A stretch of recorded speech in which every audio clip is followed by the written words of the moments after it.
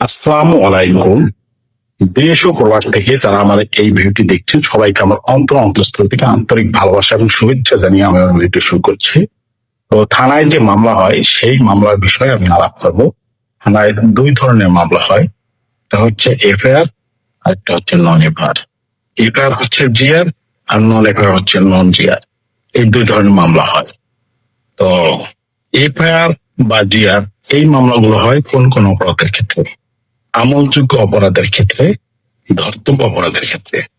অর্থাৎ যদি কোনো জায়গায় কোনো ধর্তব্য অপরাধের ঘটনা ঘটে, কোনো আমলযোগ্য অপরাধের ঘটনা ঘটে, এই ক্ষেত্রে যে মামলাগুলো হয় সেটা হচ্ছে জিআর মামলা, এফআইআর।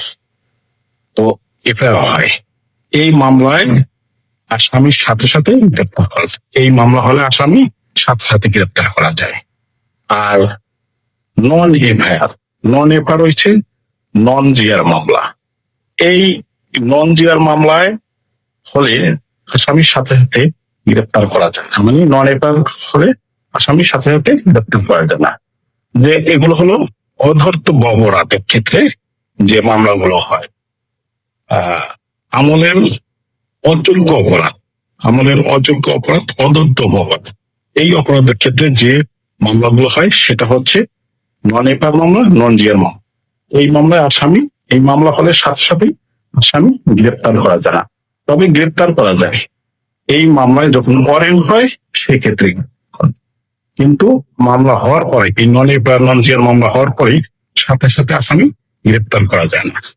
তো আর আপনার এফআইআর যেগুলো হয়, এফআইআর যেটা যে জিআর মামলা, এই মামলায় আসামি সাথে সাথে গ্রেপ্তার করা যায়। মামলা হওয়ার পর পরই সাথে সাথে তদন্তকারী অফিসার যাকে তদন্ত দেয় তিনি সাথে সাথে আসামি গ্রেপ্তার করতে পারেন। আর নন জিআর মামলা, যেটা নন এফআইআর মামলা, সেটা সাথে সাথে আসামি গ্রেপ্তার করা যায় না। এটা হচ্ছে সাধারণ ভয় ভীতি, হুমকি দামকি, সাধারণ নীলাপলা জখম ক্ষেত্রে, চর থাপ্পড়, এইসব ক্ষেত্রে জিডি মূলে যে অভিযোগ পাওয়ার, এই ধরনের অভিযোগ পাওয়ার পরে জিডি মূলে যে প্রসিকিউশন দেওয়া হয়, যে নন এফআইআর কাট হয়, এটাই হলো নন জিআর বা নন এফআইআর মামলা। এই মামলার সাথে সাথে আসামি গ্রেপ্তার করা যায় না, কিন্তু ওয়ারেন্ট হলে তারপরে গ্রেপ্তার করা যায়। তো আর ওই যে জিআর এবং এফআইআর মামলা, এফআইআর হয় যেটা যে এফআইআর হয় এটা হলো যে মামলা। আর এই মামলার সাথে সাথে তদন্তকারী অফিসার যাকে তদন্ত হয় তিনি আসামি গ্রেপ্তার করতে পারে। তো এই ছিল আজকের ভিডিও। তো সবাই ভালো থাকবেন। আল্লাহ হাফেজ। আসসালামু আলাইকুম।